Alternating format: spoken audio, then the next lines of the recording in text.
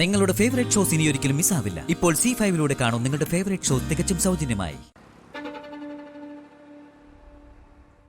ഈ പണം കൊടുത്ത് നമ്മൾ ശത്രുക്കളെ വാങ്ങുന്ന സുന്ദരമായ ഒരു കളിയാണ് കടം കൊടുക്കലെന്ന് കേട്ടിട്ടുണ്ട്. ദാ അതിപ്പോ കണ്ടു. ഞാൻ എന്ത് ചെയ്തെന്നാ ബാലേന്ദ്രൻ പറയുന്നേ?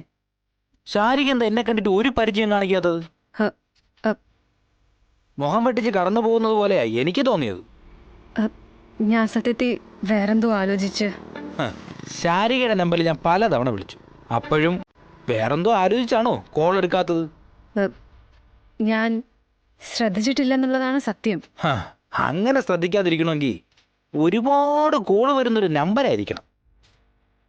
ശാരികയുടെ നമ്പറിലേക്ക് അങ്ങനെ ഒരുപാട് കോളൊന്നും വരുന്നുണ്ടാവുമെന്നും എനിക്ക് തോന്നുന്നില്ല.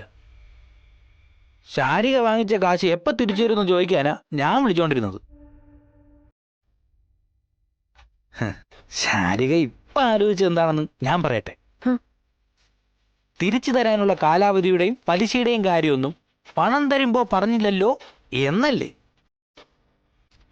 ശരിയാ, ഞാനങ്ങനെ അതിനായിട്ട് ബലം പിടിക്കുകയില്ല.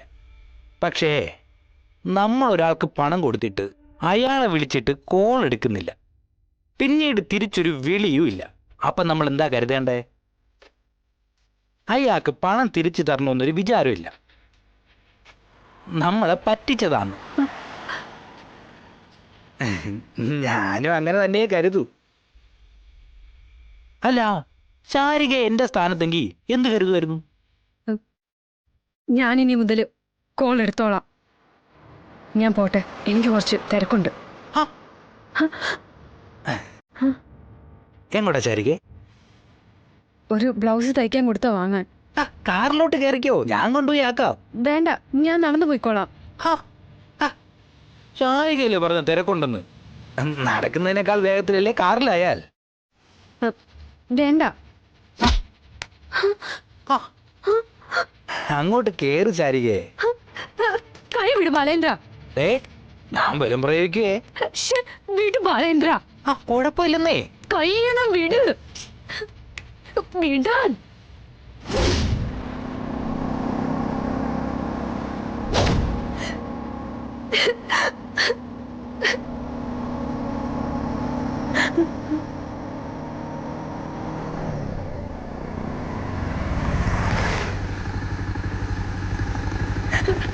വിട്.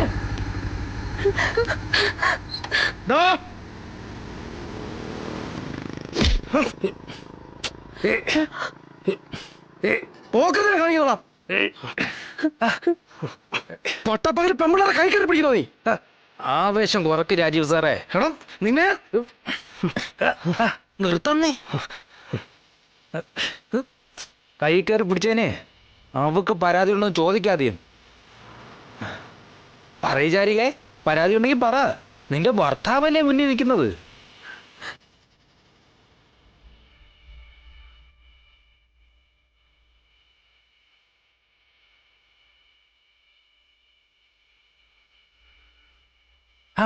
കൈ എടുക്ക് സാറേ.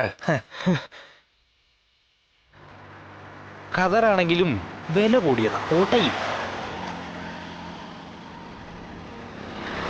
സാറ് തക്കന്ന് വരുന്നതല്ലേ ഉള്ളൂ, അതുകൊണ്ട് വിവരങ്ങളൊന്നും അറിഞ്ഞു കാണത്തില്ല. സാർ ഇവിടെ ഇല്ലാതിരുന്ന സമയത്ത് സാറിന്റെ ഭാര്യയ്ക്ക് ഇവിടെ ചില അത്യാവശ്യങ്ങളൊക്കെ ഉണ്ടായി. ആ സമയത്ത് ഈ ബാലേന്ദ്രനാ സഹായിച്ചത്.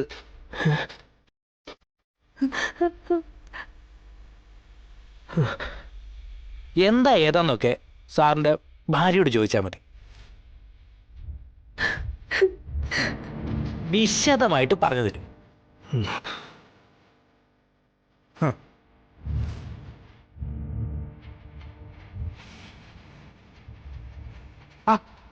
പിന്നെ രാജീവ് സാറേ, ചുമ്മാ പെണ്ണ് കെട്ടിയാൽ മാത്രം പോരാ. ഈ ഭാര്യമാർക്ക് പല വിധത്തിലുള്ള ആവശ്യങ്ങളും കാണും, അത് വന്നവന് ചെയ്യാൻ പഠിക്കണം. അല്ലാതെ പരപുരുഷന്മാരെ നിറവേറ്റി കൊടുക്കുന്നതേ നാണക്കേടാ. വേണ്ട സാർ, വിട്ടേക്ക്. ഒന്ന് പോവേ. വാ സാർ.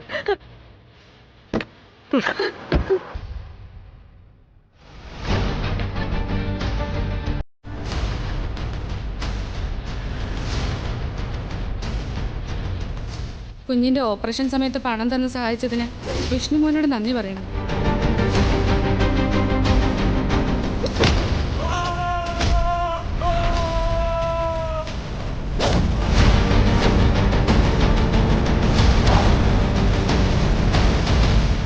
ബ്ലേഡുകാരിയുടെ മകനല്ലടാ, ബ്ലേഡ് സത്യഭാമയുടെ മകൻ കേട്ടാ.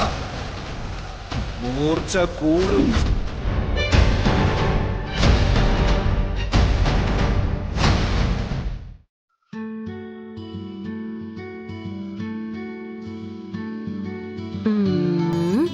എന്റെ പാറുവിന് ഉറക്കം വരുന്നുണ്ടോ? നമുക്ക് ഉറങ്ങാട്ടോ. ഓ ഓ ഓ ഓ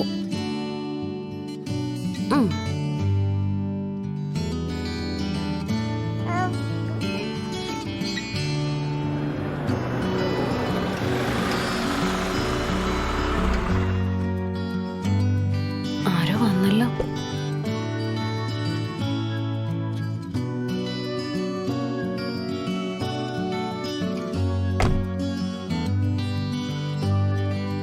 അമ്മയൊന്ന് നോക്കിട്ട് വരാമേ.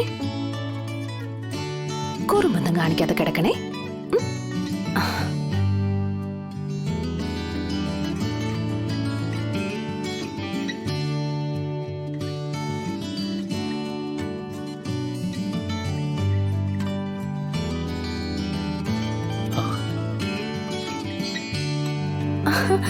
അർജുനേട്ടനോ? ഞാൻ മാത്രമല്ല, എൻ്റെ കൂടെ വേറൊരാളൂടെ ഉണ്ട്.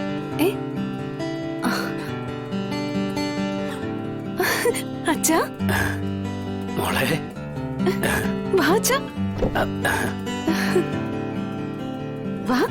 അച്ഛനെ ഞാൻ ആർക്കാ ശാലിനി? ശാലിനി അപ്പോഴേക്കും പോയി മോളെ എടുത്തോണ്ട് പോവാ. ആ പോയിക്കോ. ശരി.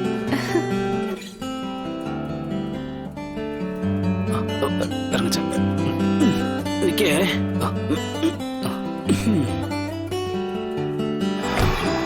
അച്ഛൻ പതുക്കെ.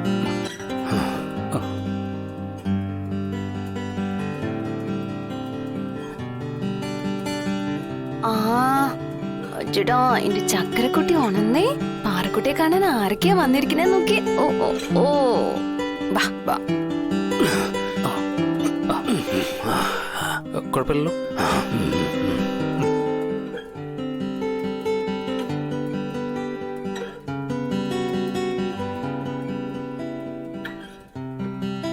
വീട് വലിയ കുഴപ്പമില്ലല്ലേ മോനെ?